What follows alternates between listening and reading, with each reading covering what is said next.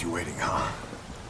How's it going, everybody? I'm back, finally off of finals week. It has been... Holy, it's almost been a week. So, we're going to get into this video topic pretty quickly. I know the pacing's going to be a little wonky because I'm trying to get back into stuff, but let's talk about what the topic is of today. Now, as you can tell, the topic of today is going to be about Legend Comp, and not just specifically anything about Legend Comp, but actually why I think Round 4 might be the best Legend Comp we've actually gotten. Now, this doesn't mean the past Legend Comps aren't good in their own rights, or they're not amazing, whatever, right? The big thing I want to talk about is why Legend Comp Round 4 feels a lot better than the other Legend Comps, and I want to do an overview of the past Legend Comps as well, to kind of give you guys a quick summary of how the past ones were, how they felt, things of that nature, especially for people that have not played the Legend Comps that in depth like I have or other players have. I think going back through all these Legend Comps is very, very helpful, especially for trying to identify why Legend Comp Round 4 might be the best one we've had. Now, as a disclaimer, yes, there will be a lot of opinions, there will be a lot of very specific and nuanced opinions based on how I view the Legend Comps and my experiences with each of the Legend Comps, so please take everything with a grain of salt as always, and understand that my opinions will definitely differ from yours for the most part, and if you do have a differing opinion, please comment down below why you think Legend Comp, say, Round 2 is the best one out of all of them, or Round 3 is the best out of all of them. I do not mind conversing with you guys in the comment section down below. I actually have a lot of fun with it, and I really enjoy it, so please do not be afraid to talk about why you think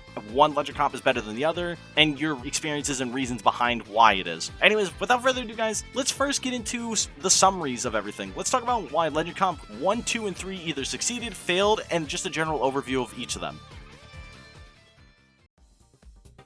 Let's talk about Legend Comp Round 1 real quick. So, Legend Comp Round 1, in a quick overview synopsis, is a Legend Comp that we had in patch 1.2.1 where Ultimate Charge was really strong. Ultimate Charge during this patch was a 3-second long shield when you popped Ultimate Charge, and you got a 5-second long boost. Now, in the current state of the game, in patch 1.3.1, Ultimate Charge only has a 1.5-second long shield duration, which to the people that don't play Sonic Racing CrossWorlds or don't have a lot of experience with Ultimate Charge, this is actually a massive nerf that completely warps how the gadget even wants to function and how you even have to play the gadget in order to actually make it work. But I digress. Legend Comp Round 1 was a comp that was very centralized around Ultimate Charge and running a style of play that was kind of adaptable. It was mixed soft bagging with front running, primarily soft bagging with Ultimate Charge, getting a Wisp and a Laser, and you would take the final cut of every track and then Laser to steal any positions you could, or to guarantee yourself a top 3 position, and Ultimate Charge would carry those items all the way through to the end of the race from the start to finish, and there's basically zero counterplay to this,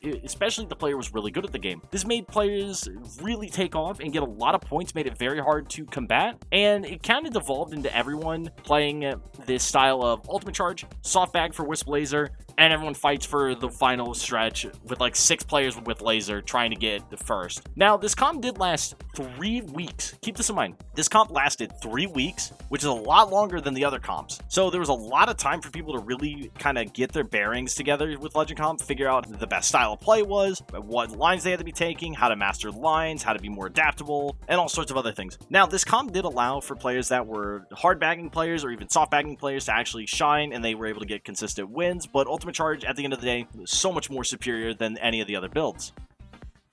Legend Comp Round 2 was a comp that was about 1-slots. Now, a 1-slot gadget in Sonic Racing CrossWorlds is a gadget that is basically what I like to call a filler gadget or a supplementary gadget. These are gadgets that actually are meant to supplement the build or be filler to the build in order to give yourself a little bit of an extra advantage or an extra lean into a certain playstyle, whereas your 2 and 3-slot gadgets are actually meant to be your core gadgets that actually define how you're going to play the game, what your build is trying to centralize on, things of that nature. So take Ring Game Boost, for example. Ring Game Boost is a build that wants to be collecting rings very consistently, so you want to have a lot of ring generation, or at least consistent ring generation. That's why a lot of gadgets that you see paired with it were Dash Panel Mini Bounty, or Air Trick Bounty, and Slipstream Bounty. These were just very consistent core ring generation gadgets that were very hard to compete with, and a lot of players started trying out Ring Game Boost builds with Tech Drift, which gave you a lot of ground mobility that QC2 and 3 just didn't have on the build, but QC2 3 would allow for builds that were really good in all vehicle forms. But I digress again. The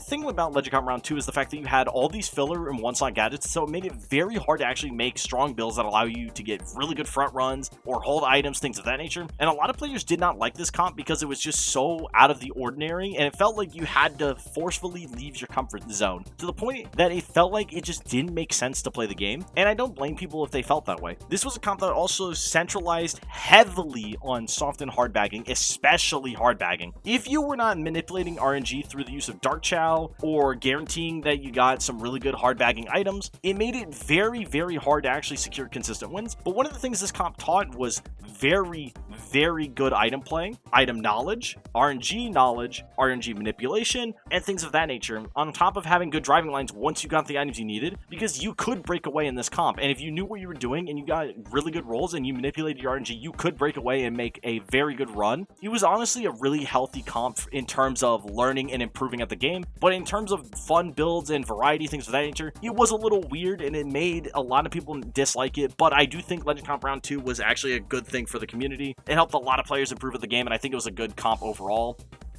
Now, Legend Comp Round 3, I cannot say the same for this comp. This comp is when a lot of players started realizing how problematic Slipstream was. Slipstream was problematic ever since before Legend Comp Round 1, but Legend Comp Round 1 started to have some of the competitive players and some of the best players really recognize that Slipstream was a problem. Legend Comp Round 2 is when a lot of players started to realize, hey, maybe Slipstream's a little strong because none of us can break pack, this is weird. And then a lot of it kind of centralized on the items were actually too strong, so people didn't really recognize how strong Slipstream was. And then Legend Comp Round 3, Slipstream really showed its roots in how problematic it really is. It literally was a festering weed that just kept growing and growing slowly but surely to the point where people finally realized, hey, it's not just the items, it's not just ultimate charge, Slipstream's also a fundamental issue. And this Legend Comp gave us extra gadgets, which the extra gadget was actually chosen by the players, which was Quick Recovery. This is a huge problem because Quick Recovery actually is a gadget that allowed for Slipstreaming to never go offline. What do I mean by this? So, if you guys didn't know, Slipstreaming is actually something that has a specific key criteria. This key criteria is actually having at least 175 speed on your speedometer and being behind someone in the slipstream range. This allowed you to actually slipstream off of people from getting hit with Quick Recovery as long as you had ring game boost, slipstream bounty, and you had Quick Recovery. You could do this without the extra gadget Quick Recovery, obviously, by throwing Quick Recovery on your plate, which allowed for you to have infinite slipstream for the most part. But with the extra gadget Quick Recovery, it allowed for these builds that were just literally like Quick Charge 2, 3, Dash Panel Mini, Slipstream Bounty, and Ring Game Boost, and you basically have literally packs of like 8 to 10 people all at the very front holding lasers or holding a bunch of random items, made it impossible to hard bag, things of that nature. It was just a terrible comp. It was just all around very claustrophobic in a lot of ways. It made it very, very hard to actually play it consistently and have a lot of fun with it. I really do think this comp didn't really help a lot of players, and not only that, this comp was the comp where we literally saw, like, I kid you not, like quadruple to almost maybe quintuple the amount of Emerald and Plat players in Platinum and Emerald rank, which is absolutely absurd. Now, granted, this could be attributed to the players getting much better from Legend Comp Round 1 and 2 going into 3, but I do think a lot of this, it was due to the fact that there was a change during this comp that made matchmaking a lot better, things of that nature. But I do think Legend Comp Round 3 was a big false positive for the community, and it was very bad for a lot of players, because a lot of those players that made it to Emerald during that comp are very heavily struggling currently. And I do think that the fact that Legend Comp Round 3 was just such a goofy comp, to say the least, I think is going to attribute to why Legend Comp Round 4 is a lot better, and it feels a lot better. Oh, before going to Legend Comp Round 4, I almost forgot. In Legend Comp Round 3, Ultimate Charge was still really powerful, and it was the primary build that about 80% to 85% of players actually used, especially in top 100, so I almost forgot to mention this, because this is actually another reason why this comp was really bad in a lot of ways, is because even with the fact that Quick Recovery was your extra gadget chosen by the community, and Quick Recovery is just really strong for maintaining slipstream, the thing is that not getting hit at all is better than getting hit ever, and this is because when you go from, say, your 100th ring to 99 rings, or your 100th ring to like 80 rings, you're losing 7 top speed from that 100th ring due to how ring speed works, on top of the fact you have to get all those rings back, which could take multiple seconds at a time, especially if you're not running Perfect Charge Bounty where you can get like 3 drifts in a row really quickly and go right back up to 100. So it's something to keep in mind about Legend Comp Round 3 is that even with the fact that we had Quick Recovery, you still saw tons and tons and tons of players running Ultimate Charge and finding a lot of success with Ultimate Charge. And this was kind of the turning point where the community community was like, oh yeah, Ultimate Charge isn't going to be on top, and then Ultimate Charge ended up being on top, and not only that, it actually made a massive amount of inflation occur. I also forgot to mention that there was a ton of point inflation in round 3 as well that Legend Comp round 2, 1, and even 4 currently have not seen at all. I mean, shit, Exponzo, like, literally had 2,100 points in Legend Comp round 3 within the first 4 hours of it dropping just by using Ultimate Charge. I want you guys to keep that in mind. We had someone with 2,100 points in the first 4 hours, and I think someone hit 2,300 within the next, like, 18, something like that. It was ridiculous. It was, like, the most unbelievable Legend Comp at all, especially from the fact that we had almost quintuple the amount of players in Emerald and Plat. It's just absolutely unreal. Anyways, without further ado, guys, let's go into Legend Comp round 4 and why I think Legend Comp round 4 is actually going to be the best Legend Comp in general, and why Legend Comp round 4 really just does feel better than all the other Legend Comps.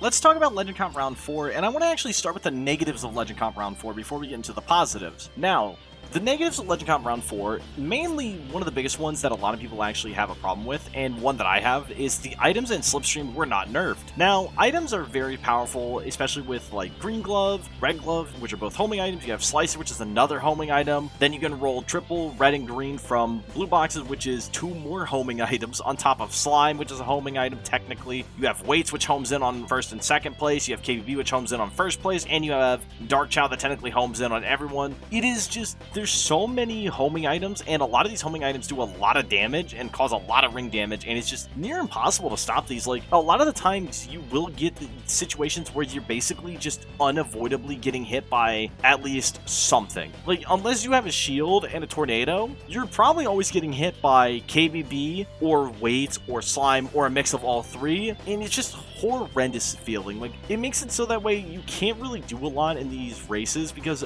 if you even misplay one item, it feels like you just go from 1st to 10th, and it's just very, very problematic. And I feel like the fact that the ring damage hasn't been changed, especially with Legend Comp round 2 showing how volatile items really are to the game, and how items make the game super volatile due to how broken they really are, it's kind of a shame that they're not nerfed. Slipstream, as I just mentioned, is very problematic still. Now, the reason why Slipstream is problematic still is not because of Slipstream and quick recovery, it's actually because of Slipstream gives you literally an amount of speed that is literally unable to be matched. Now, double ring engine, even with double ring engine, let me just preface this, you can still be caught up to and slipstreamed off of, and someone behind you will literally maintain speed with you while they're slipstreaming off of you, even if you're doing everything perfectly with double ring engine, have 100 rings, because of how strong this slipstream really is. And I think that itself is a problem, because you're going to be trying to break away from the pack, you're trying to take like a cut on a bagging track, and if the player behind you also takes the cut and slipstreams off of you, they're literally stuck to you like glue until they get a red glove or a green glove or both and just gun you down. Like, it becomes very annoying very quickly. Now, obviously, there's another negative, which is everyone is technically using the same build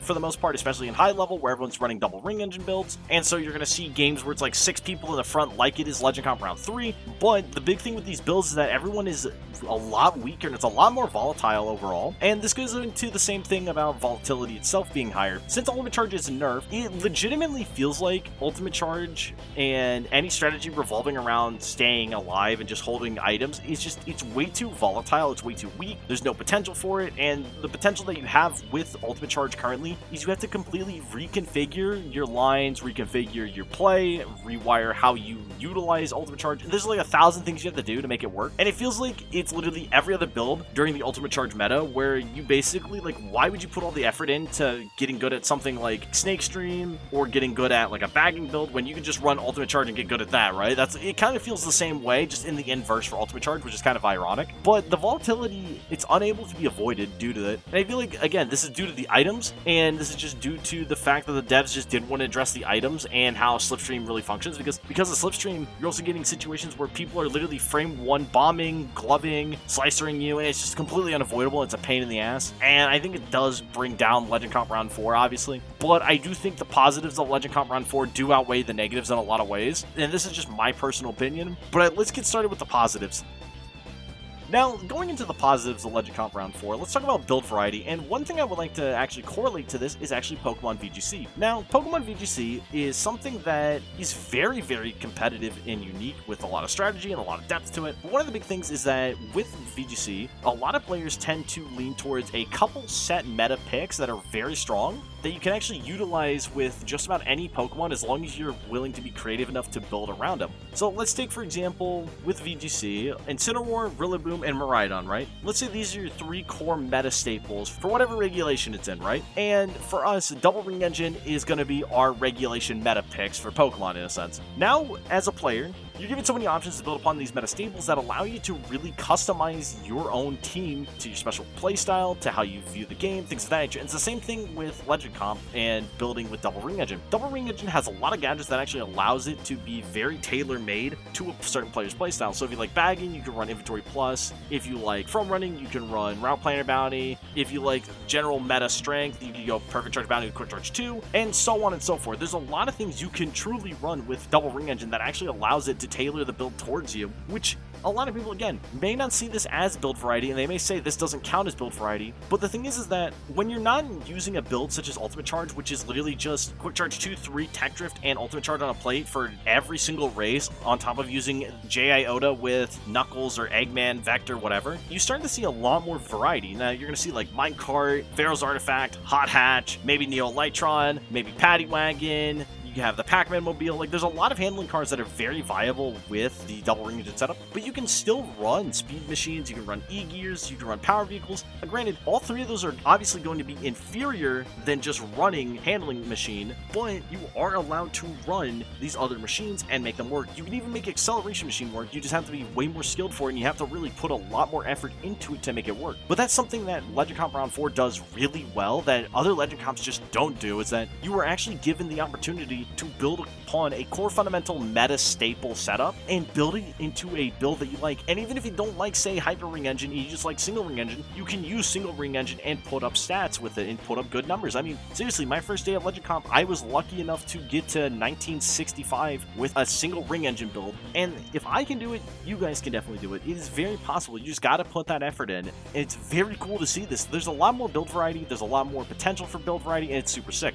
Not only that, Round 4, unlike Legend Comp Round 2, there was a lot more gadgets on the table.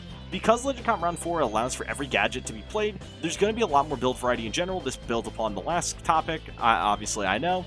But the thing is that all these gadgets allow for a lot of unique builds, again, and just in general, not feeling restricted makes players feel more inclined to try the mode out and try their own builds to really see if they can actually make it to the top and make it to Emerald Ring with their own tailor-made builds, such as like an Excel character in a Power Machine with a Ring Game Boost build or something like that, you know what I mean? It's super cool for that reason. Now, going into the next topic, and one that might be pretty controversial, is I would actually like to argue that Legend Comp Round 4 has seen a much higher overall quality improvement. This comes with better item knowledge, better item RNG knowledge, better track knowledge, better lines just in general, and a lot of other things, and people are just more adaptable and know how to use each style a little bit better than they did in the previous comps. Each comp has built upon itself in some way, shape, or form, trying to be a little bit better than the last one. Obviously, we kind of went backwards with each one, and then Legend Comp Round 4 came out, it feels like. I think Legend Comp Round 1 was like alright going into Legend Comp Round 2. Legend Comp Round 2 was actually really good, especially for learning the game. Legend Comp Round 3 took like 4 steps back, and then Legend Comp Round 4 feels just so much better than all the other ones, in my opinion, that it's really hard to argue that Legend Comp Round 4 is bad. And the thing is, like, with better item RNG, this is due to just players data mining the game, people actually really testing what items roll where. You have Theta Kappa, who's put in a ton of work with the item distribution table stuff, and just so many amazing things, really, when it comes to item RNG, and people learning how to use their items by understanding, okay, I can't just be throwing gloves, I can't be throwing spike balls. Now, obviously, players that are lower ranked are still going to just spam their items and be kind of dumb with their item play. It's going to happen no matter what, but this is pertaining to more of the players that have really tried to improve or really tried to put the effort into min-maxing each item they have. And genuinely, even if people have improved their item play, there are some people that just like to watch the world burn and take people out if they can. Now, in terms of track knowledge, let's be honest, just this game being out for more than a couple months, going into the first comp, and now we're like, what, 6 months into the game's life cycle right now, and we're in Legend Comp Round 4, people are going to have better knowledge of the tracks, especially because they've had time to play more, time to time trial, things of that nature, and it just makes it to where people really just can improve on each track, understand the shortcuts, shortcuts, understand when to use their items the best, when they can use the items to come back if they have like triple whisk, and just so many other things. And this also bleeds into overall lines are being improved because of it, because more playtime means you can understand, oh, this drift line is terrible, oh, this drift line's actually really good, oh, this line's terrible, oh, this line's good, you know what I mean? And people are just going to improve, and the quality will improve, and I feel like it has personally, especially in the higher ranked lobbies. It feels like we've seen a massive quality improvement. Now, obviously that can't be said for every rank, but I do think this Legend Comp just has done a very fantastic job for just improving the players from the previous comps and just really allowing players to try a lot of different styles, try a lot of different gadget builds, try their own special builds, things of that nature. Not only that, I actually do think that multiple play styles in this comp are actually viable. Now, obviously, front running is the most viable currently due to how strong double ring engine is, but I do think soft bagging and hard bagging do have their place here. Obviously, drill got nerfed, unfortunately, but you could potentially hard bag, but you have to really understand when you should be going for items. I think soft bagging is probably going to be preferable, and it has been preferable for this kind of setup, but I have gotten some races that have succeeded with hard bagging, so I don't want to just take it out of the woodworks. Obviously, this Legend Comp, you do not want to be mid-packing at all if you can avoid it. Now, sometimes that's going to be unavoidable because everyone's running double ring engine, so technically mid-pack is going to be at the very front of the pack, but I digress. This is one of those comps that kind of everything is on the table, everything's viable in some way, shape, or form, and you as the player have to make it work, and it just feels like this comp is more fun. I don't know what it is about this Legend Comp that feels better, but something about it just feels a lot better outside of rolling 10 slicers in second as my second item for like 500 times in a row. I think this Legend Comp has done a lot of good, or feels like it's done a lot of good because of past Legend Comp experience. Players have improved. There's just a lot of things that I feel like have kind of slotted in together to make this Legend Comp feel a lot better than the previous ones. Again, this doesn't mean this Legend Comp is perfect. This doesn't mean this Legend Comp is the best one objectively. I just think this one's the best because we've had time to actually really practice the game, get into the spotlight, and really study everything. I mean, heck, there's still being new things found out every day. There's the new Crystal Mine Cut, which is just insane. It's super cool looking, and it saves a lot of time. It's just, there's so many things. And the big thing is, this Legend Comp is not Legend Comp Round 3. Fuck that Legend Comp. Fuck. Anyways, guys, hopefully you enjoyed the video. I know this is a weird discussion to talk about, but I do think Legend Comp Round 4 is, in general, the best Legend Comp. I think it's very hard to argue this comp is bad. Now, granted, that this is my opinion. This is going to differ heavily from you guys, but I think this Legend Comp is actually really healthy for the game. I think it's really fun. It allows for a lot of build variety, allows for a lot of adaptability. A lot of players have improved at the game. And in general, like, yes, items not being nerfed and Slipstream not being nerfed are really problematic, and there are people that just like to throw items and just do what they do best, which is just piss people off. But I do think, in general, this comp has done a lot of things a lot better, it feels like, even if the devs didn't intentionally mean to make this comp feel better. Not only that, the overall volatility of this Legend Comp is similar to Legend Comp Round 2 in a lot of ways, where it's a lot higher, so it requires a lot of adaptive play and a lot more intelligent play to really succeed and have consistent success, especially if you're not using double ring engine. Anything you use double ring engine, you can literally just get completely clapped up by other players that are using it because they go hyper aggro or they get better items than you, and there's a lot of things that you have to be on the lookout for and ready for in this Legend Comp, and I really love that. There's a lot more intelligent play that's being promoted. There's a lot of interesting play that's being promoted, and I think this comp is just really good in general, and I really love it. Anyways, guys, hopefully you enjoyed the video. Thank you so much for watching. I do wish you the best of luck in your Legend Comp races. You guys are amazing. I am sorry that it took so long to get another video out. Finals have been killing me. Oh yeah, hey, one last disclaimer. I'm getting pretty close to 1,000 subs, guys, and all I can say is that if you have any questions you would like to ask me when it comes to a Q&A, I might do a 1,000 sub Q&A. I know I've said I might do a couple videos in the past and they didn't pan out for one reason or another. Have yourselves a great one. Thank you so much for watching.